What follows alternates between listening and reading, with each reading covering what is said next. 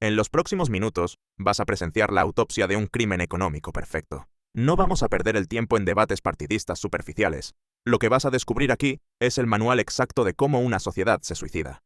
Esta es la historia de cómo la nación con las reservas energéticas más grandes del planeta logró lo imposible, que su gente tuviera que buscar comida en la basura mientras caminaba, literalmente sobre un océano de oro negro. Imagina por un segundo que ganas la lotería. No una vez, sino todos los días, durante décadas. Tienes tanto dinero que dejas de trabajar, dejas de arreglar tu casa, dejas de preocuparte por el futuro porque asumes que el cheque llegará mañana. Ahora imagina que pasa el día que el cheque no llega. Pero ya vendiste las herramientas, despediste a los empleados y olvidaste cómo se generaba valor. Ese día no solo te vuelves pobre, te vuelves inútil. Eso fue exactamente lo que pasó.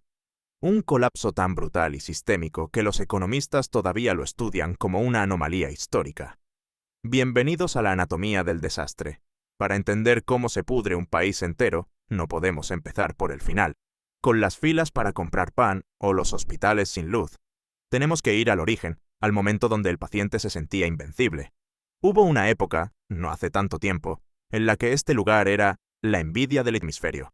Se vivía una fiebre del oro moderna donde el flujo de dólares parecía inagotable. Durante años, la riqueza petrolera actuó como una anestesia masiva.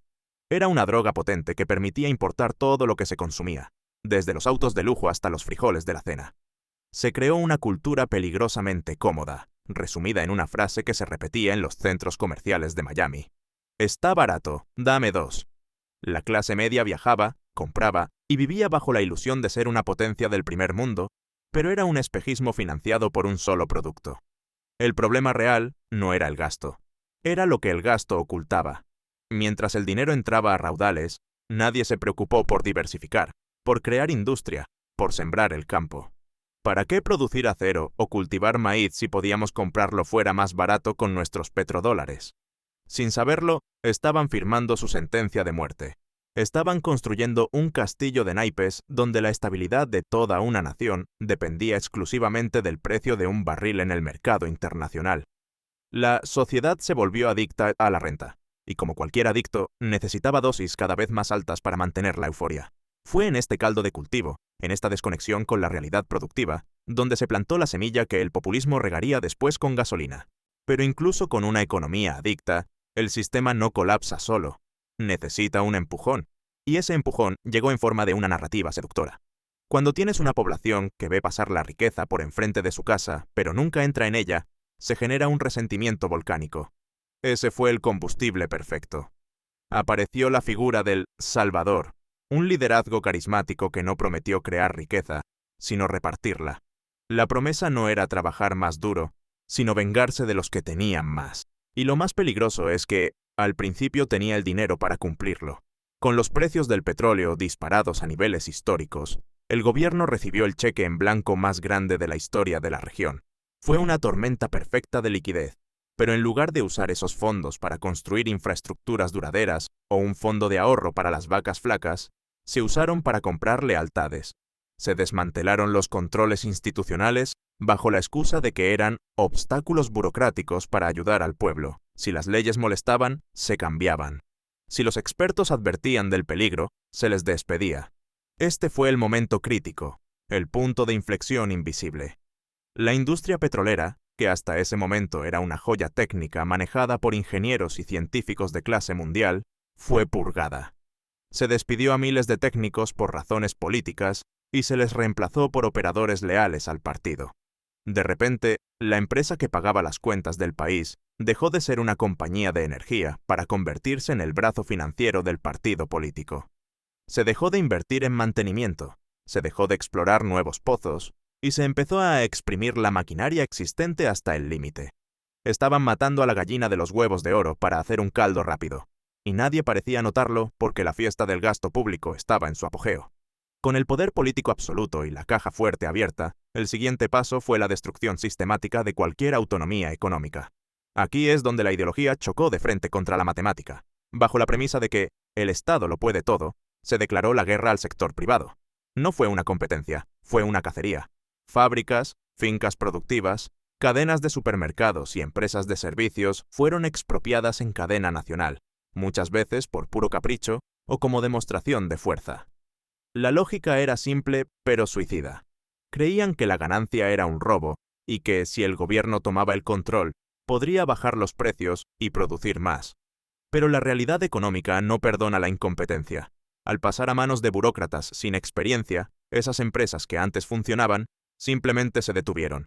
Las fincas dejaron de producir leche, las plantas de cemento dejaron de operar y las ensambladoras de autos quedaron vacías. El país sufrió una versión extrema de lo que los economistas llaman la enfermedad holandesa, pero con esteroides. Al destruir la producción nacional, la dependencia del petróleo pasó de ser alta a ser total, absoluta. Si querías un tomate, ese tomate tenía que ser importado. Si necesitabas una medicina, tenía que venir de afuera. El país olvidó cómo hacer las cosas más básicas. Se convirtieron en una nación de puertos, donde todo entraba en barcos pagados con dólares del petróleo. Habían quemado los puentes de regreso a la autosuficiencia, confiando ciegamente en que el precio del barril nunca, jamás bajaría. Estaban caminando por la cuerda floja sin red de seguridad, y lo peor es que estaban cortando la cuerda ellos mismos. Aquí llegamos a la parte más oscura de la historia, el mecanismo que convirtió la mala gestión en un crimen organizado a escala industrial. Con el aparato productivo destruido y dependiendo totalmente de las importaciones, el gobierno tomó una decisión fatídica: el control total de la moneda. Se instauró un sistema donde el Estado decidía quién tenía derecho a comprar dólares y a qué precio. En teoría, era para proteger la economía y asegurar que los alimentos básicos llegaran baratos al pueblo. En la práctica se convirtió en la máquina de corrupción más eficiente jamás diseñada. El truco era obscenamente simple. Si eras amigo del poder, el gobierno te vendía $1 a un precio irrisorio, digamos a 10 centavos. Tú, como empresario, prometías usar ese dólar para importar carne o medicinas. Pero la realidad era otra. Importabas contenedores llenos de chatarra, o comida podrida, o a veces, absolutamente nada. Simplemente falsificabas las facturas. Luego tomabas esos dólares baratos y los vendías en el mercado negro por su valor real, que podía ser 100 o 1000 veces mayor. La ganancia era astronómica, instantánea y libre de riesgo. Se crearon miles de empresas fantasmas, compañías de maletín que no tenían oficinas ni empleados, pero que recibían millones de dólares del Estado para importar bienes que nunca llegaron a los estantes. Una élite nueva, nacida a la sombra de la revolución, desvió cientos de miles de millones de dólares. Fue un saqueo tan voraz que las reservas del país se vaciaron. Mientras en los hospitales empezaban a faltar antibióticos y en los supermercados escaseaba la leche, miles de millones se fugaban a cuentas en paraísos fiscales, comprando propiedades en Europa y jets privados. No fue un error de cálculo.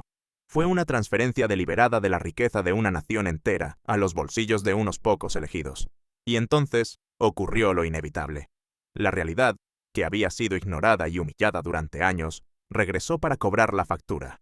Los precios del petróleo se desplomaron. De un día para otro, el chorro de divisas que mantenía la ilusión se cerró. El castillo de naipes empezó a temblar. Sin dólares para importar y sin industria nacional para producir, la escasez se volvió crónica. Pero el gobierno, atrapado en su propia trampa ideológica, se negó a ajustar el rumbo. En lugar de admitir el error, decidieron apagar el incendio con gasolina. Empezaron a imprimir dinero inorgánico. Fue el inicio de la espiral de la muerte. El Banco Central comenzó a emitir billetes sin ningún respaldo, simplemente para mantener la ficción de que el Estado seguía funcionando. La consecuencia fue una hiperinflación bíblica. El dinero perdió su función más básica: servir como referencia de valor. Los precios no subían cada mes o cada semana, subían cada hora. La gente cobraba su sueldo y corría, literalmente corría, a gastarlo en lo que fuera, porque sabían que al día siguiente ese dinero valdría la mitad. El tejido social se desgarró. Los ahorros de toda una vida de la clase media se evaporaron en semanas.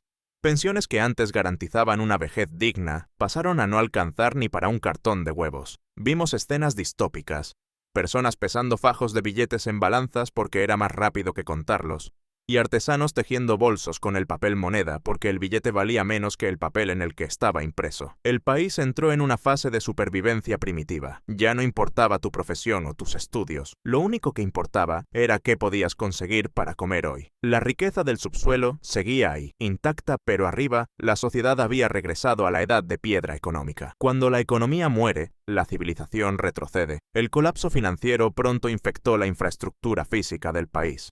Sin mantenimiento y corroído por la corrupción, el sistema eléctrico nacional, que alguna vez fue un orgullo de ingeniería, colapsó. El país se apagó, literalmente. Ciudades enteras pasaron días, a veces semanas, en la oscuridad absoluta. Imagina un hospital sin energía, una morgue sin refrigeración, un edificio de 30 pisos sin ascensores y sin bombas de agua.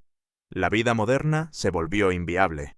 La rutina diaria se convirtió en una búsqueda humillante de agua potable, cargando baldes por kilómetros, retrocediendo un siglo en calidad de vida. Ante un escenario de guerra sin bombas, la población tomó la única decisión racional que quedaba: huir. No fue una migración planificada, fue una estampida.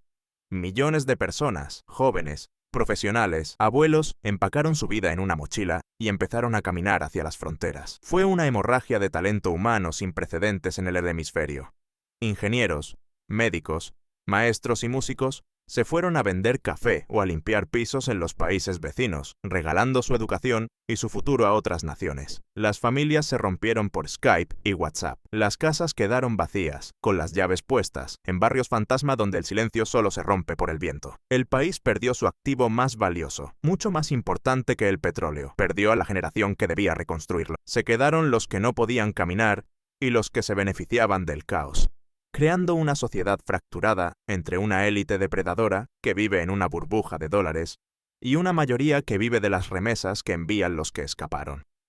Al final, esta no es una historia sobre un político específico o un partido político.